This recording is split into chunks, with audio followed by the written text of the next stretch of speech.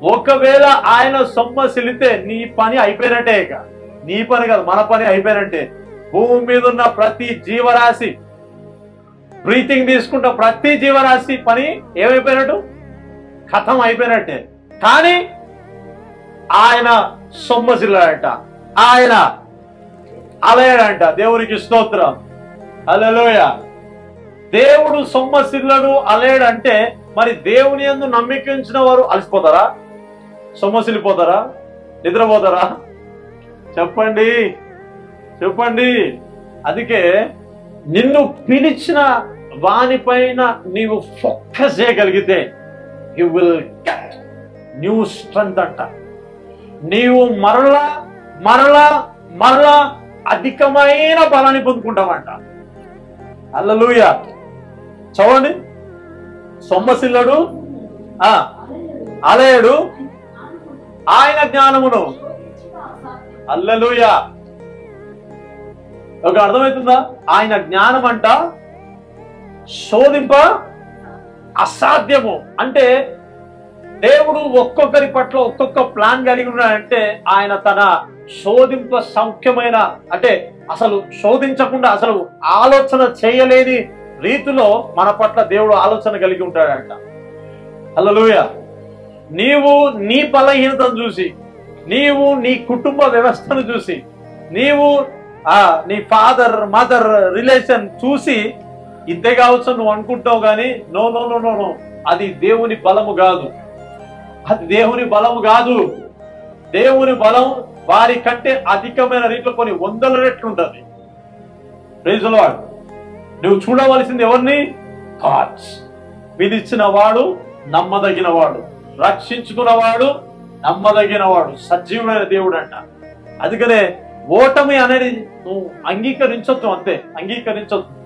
కొంతమంది అయితే ఉత్తగానే ఫీల్ అయిపోతారు. వాళ్ళు అలా చూస్తే నాకు మామూలు కోపం రాదు. దేవునికి స్తోత్రం, హల్లెలూయా. విశ్వాసం పరిగెడతారు, విశ్వాసం పోరాడుతూనే ఉంటుంది, విశ్వాసం డిక్లరేషన్ చేస్తూనే ఉంటుంది. హల్లెలూయా. అందుకనే థింక్ అబౌట్ గాడ్. గొప్ప విషయం చెప్పాలా?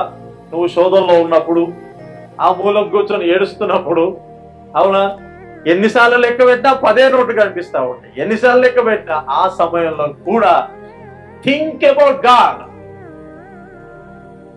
దేవుని గూర్చిన ఆలోచన నువ్వు కలిగి ఉండాలంట.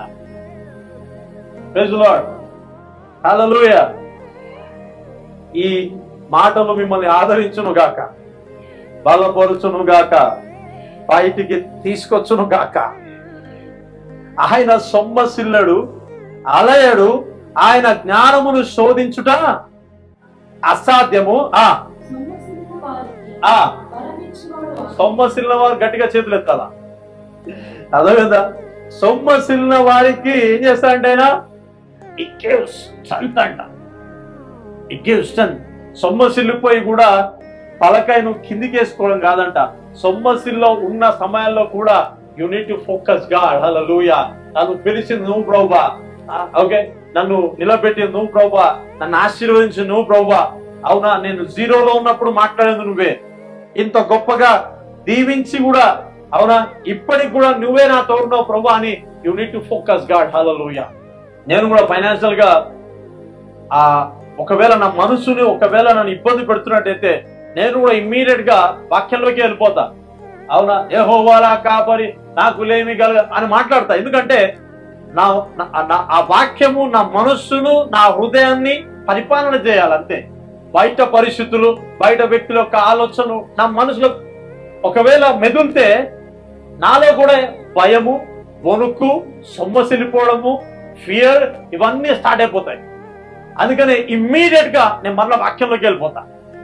హల్లెలూయా, హల్లెలూయా. సొమ్మసిల్ల వారికి ఆయన ఏం చేస్తాడంట? బలం ఇస్తాడంట. Gives new strength. హల్లెలూయా. నీకు బలము కలుగును గాక. ఎన్ని విషయాల్లో? ఎన్ని విషయాల్లో? అన్ని విషయాల్లో. హల్లెలూయా. ఇక నువ్వు కాదు కూడా కొట్టి వేసినా కూడా God will give new strength. మరలా నూతన బలాన్ని ఇచ్చి ప్రభు నిన్ను అక్కడ నిలబెడతాడు. దేవునికి స్తోత్రం, హల్లెలూయా. అందుకే లాస్ట్ టైం అనుకుంటా నాకు అది బాగా నేను మరలా వింటుంటే నాలో ఫెయిత్ రేజ్ అవుతా ఉంది, నాలో ఫెయిత్ రేజ్ అవుతా ఉంది. నా ఒప్పుదలనే నాకు బలాన్ని తీసుకొస్తాను, నా ఒప్పుదలనే నా ఆశీర్వాదం తీసుకొస్తాను. నా ఒప్పుదలని బట్టే నేను ఎంతటి ఘోరమైన స్థితిలోకి వెళ్ళిపోయినా మరలా నేను పైకి రాగలుగుతాను. హల్లెలూయా, ఆమేన్.